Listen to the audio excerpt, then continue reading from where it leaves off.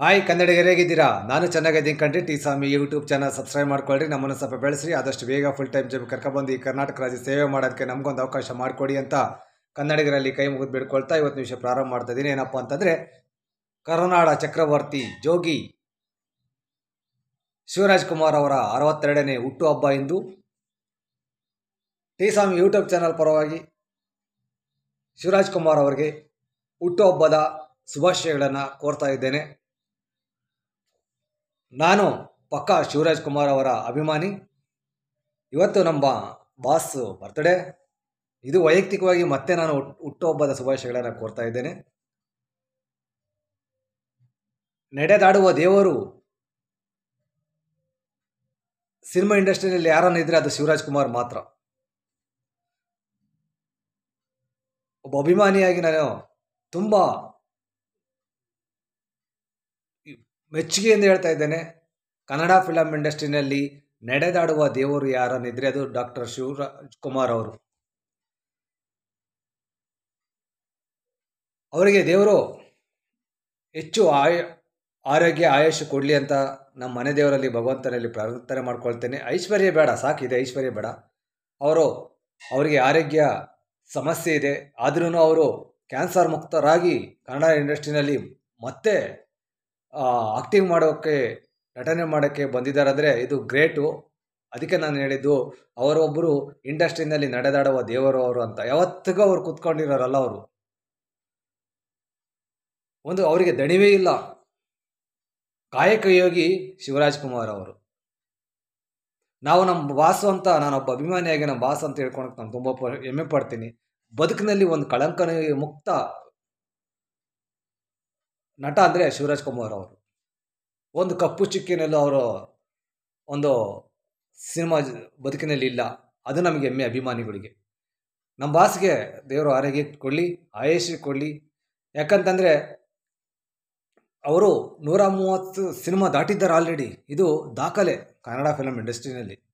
ಈಗಿನ ಹೀರೋಗಳು 1-2 ಸಿನಿಮಾ ಮಾಡಿಬಿಟ್ರೆ ಆಗಲೇ ಅವ್ರು ಹಿಡಿಯೋಕ್ಕಾಗೋದಿಲ್ಲ.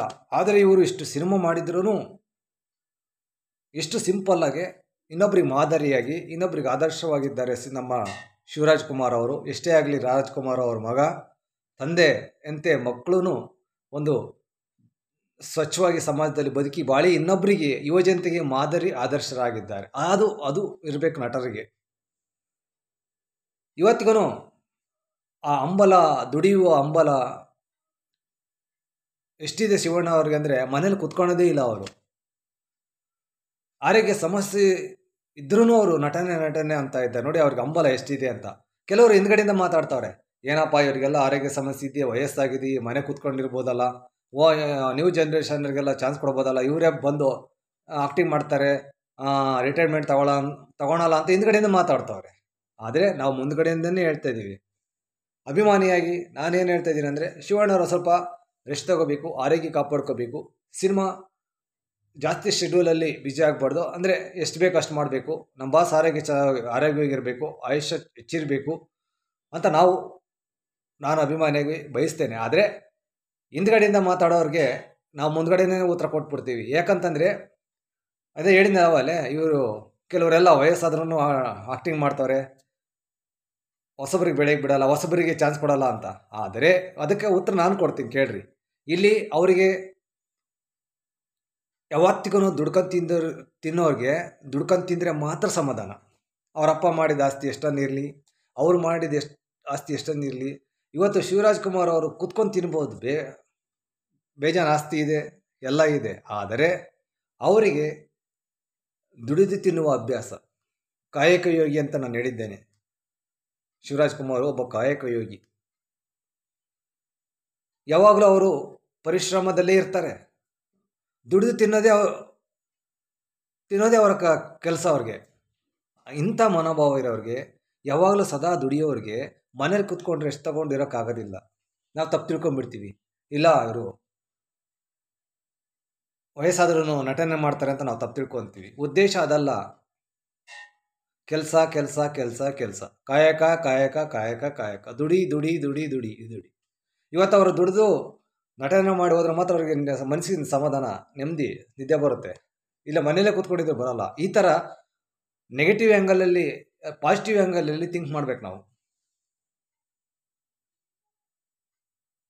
ಇಂಥ ನಟನನ್ನು ನಾವು ಪಡೆದಿರೋದು ನಮ್ಮ ಪುಣ್ಯ ಕರ್ನಾಟಕದ ಜನತೆ.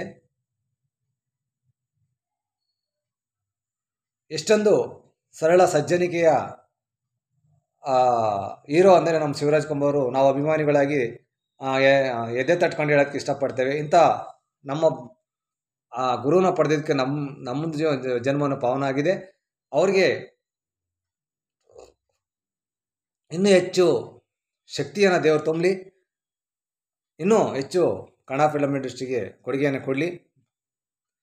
ನಾನು ಹೇಳಿದ್ದೀನಲ್ವಾ, ದುಡ್ಕೊಂಡು ತಿನ್ನೋರಿಗೆ ಯಾವತ್ತೂ ಕೂತ್ಕೊಂಡು ತಿನ್ನೋಕ್ಕೆ ಇಷ್ಟ ಆಗಲ್ಲ. ದುಡ್ಕೊಂಡು ತಿಂದವ್ರಿಗೆ ದುಡ್ಕೊಂಡು ತಿಂದೇ ಅಭ್ಯಾಸ. ಅದು ಇವತ್ತು ನೋಡಿ, ನನ್ನ ಹತ್ರ ಎಷ್ಟೇ ದುಡ್ಡು ಇರಲಿ, ಇವತ್ತು ದುಡ್ಕೊಬಂದು 100 ರೂಪಾಯಿ ತಗೊಬಂದರೆ ನನಗೆ ಸಮಾಧಾನ. ನನ್ನ ಹತ್ರ ಏನೋ ಅಪ್ಪ ಮಾಡಿ ನಾಸ್ತಿ ಐತಿ ಬಿಡ ಅಂತ ಕೂತ್ಕೊಂಡು.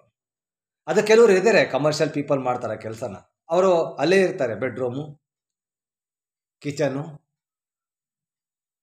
ಬಾತ್ರೂಮು, ಪಿಜ್ಜಾ, ಬರ್ಗರು, ಹುಡುಗಿ, ಇದರಲ್ಲಿ ಇರ್ತಾರೆ ಅವರು. ಇವರಿಗೆ ದುಡಿದು ಅಭ್ಯಾಸ ಇರೋದಿಲ್ಲ. ಇಂಥವ್ರಿಗೆ ಆ ಮಾತು ಸಲ್ಲುತ್ತೆ. ಹಾಗಾಗಿ ಇವತ್ತು ಶಿವರಾಜ್ ಕುಮಾರ್ ಅವರು 62ನೇ ಹುಟ್ಟುಹಬ್ಬಕ್ಕೆ ಮತ್ತೊಮ್ಮೆ ನಾನು ಟಿ-ಸ್ವಾಮಿ ಯೂಟ್ಯೂಬ್ ಚಾನಲ್ ಪರವಾಗಿ ಅಭಿಮಾನಿಯಾಗಿ ಆರ್ಥಿಕ ಶುಭಾಶಯಗಳನ್ನು ಮತ್ತೊಮ್ಮೆ ಕೋರ್ತಾ ಇವತ್ತು ವಿಡಿಯೋ ಮುಗಿಸ್ತೀನಿ. ಕಡೆಗೆ ಇವತ್ತು ಇಡೀ ರಾಜ್ಯದ ಯುವಜನತೆಗೆ ಶಿವರಾಜ್ ಕುಮಾರ್ ಮಾದರಿ ವ್ಯಕ್ತಿ. ಸಾಕು, ಬೇರೆ ಯಾರು ಫಾಲೋ ಮಾಡಬೇಡಿ. ನೀವು ಶಿವರಾಜ್ ಕುಮಾರ್ ಅವರು ಫಾಲೋ ಮಾಡಿ. ಅವ್ರು ಬೆಳಿಗ್ಗೆ ಇಲ್ಲಿರ್ತಾರೆ, ಎಲ್ಲಿ ಇರ್ತಾರೆ, ಕೆಲಸದಲ್ಲಿ ತೊಡಗ್ತಾರೆ, ಕಾಯಕದಲ್ಲಿ ತೊಡಗ್ತಾರೆ. ಅವರು ಬೆಳಿಗ್ಗಿನ ಸಾಯಂಕಾಲ ತಕ್ಕ ಕಾಯಕ ಮಾಡಿದ್ರೆ ಮಾತ್ರ ಶಿವರಾಜ್ ಕುಮಾರ್ ಮನಸ್ಸಿಗೆ ನೆಮ್ಮದಿ ಆಗುತ್ತೆ. ಇಂಥ ಬಾಸನ್ನು ಪಡೆದಿರೋ ನಮ್ಮಂಥ ಅಭಿಮಾನಿಗಳಿಗೆ ಎಷ್ಟು ಖುಷಿ ತಂದಿದೆ ಅಂದರೆ ನಿಜವಾಗ್ಲೂ ಹೆಮ್ಮೆ. ರಾಜ್ಕುಮಾರ್ ಅವರ ಕುಟುಂಬದ ಮಕ್ಕಳು ಶ್ರೀಮಂತಿಕೆ ಇದ್ರೂ ಜನಗಳ ಜೊತೆಗೆ ಜಾತ್ಯತೀತವಾಗಿ ಸರಳ ಸಜ್ಜನಿಕೆಯಿಂದ ಬದುಕಿ ಬಾಳ್ತಾರೆ. ಇವತ್ತಿಗೂ ಒಬ್ಬ ರೋಡಲ್ಲಿರೋವನಿಗೆ, ಒಬ್ಬ ಟೀ ಮಾರೋವನಿಗೆ ಶಿವಣ್ಣ ಕೊಡೋ ಮರ್ಯಾದೆ ಗ್ರೇಟು. ಇವತ್ತಿನ ಕೆಲವು ಪುಡಾಂಗು ಹೀರೋಗಳಿದ್ದಾರೆ, ಎದೆ ನಿಗಿಸ್ಕೊಂಡು ನಡೀತವ್ರೆ. ಎದೆ ನಿಗಿಸ್ಕೊಂಡು ಶಿವಣ್ಣ ನೋಡಿ ಕಲಿಬೇಕು. ಎಲ್ಲರಿಗೂ ಅದು ಬರೋದಿಲ್ಲ, ಸರಳ ಸಜ್ಜನಿಕೆ ಅನ್ನೋಂಥದ್ದು. ಈಗ 1-2 ಪಿಕ್ಚರ್ ಇಟ್ಟಾಗ್ಬಿಟ್ರೆ ಸಾಕು, ಅವನು ಮಲೇಷ್ಯಾ, ಮುಂಬಯಿ, ಭೂಮಿ ಮೇಲೆ ಇಲ್ಲದಿಲ್ಲ ಹೀರೋಗಳು. ಈಗಿನ ಕಾಲದ ಹೀರೋಗಳು ಮಾದರಿ ವ್ಯಕ್ತಿ ಶಿವಣ್ಣ ಅವರು. ಇಂಥ ನಟರು ನಮಗೆ ಬೇಕು, ಇವರ ಸೇವೆ ನಮಗೆ ಬೇಕು ಅಂತ ಹೇಳ್ತಾ ಇವತ್ತು ವಿಡಿಯೋ ಮುಗಿಸೋದು. ಕಡೆಗೆ ನಮಸ್ಕಾರ. ಟಿ-ಸ್ವಾಮಿ ಯೂಟ್ಯೂಬ್ ಚಾನಲ್ ಸಬ್ಸ್ಕ್ರೈಬ್ ಮಾಡ್ಕೊಳ್ಳಿ, ನಮ್ಮನ್ನು ಸ್ವಲ್ಪ ಬೆಳೆಸ್ರಿ. ನಮಸ್ಕಾರ.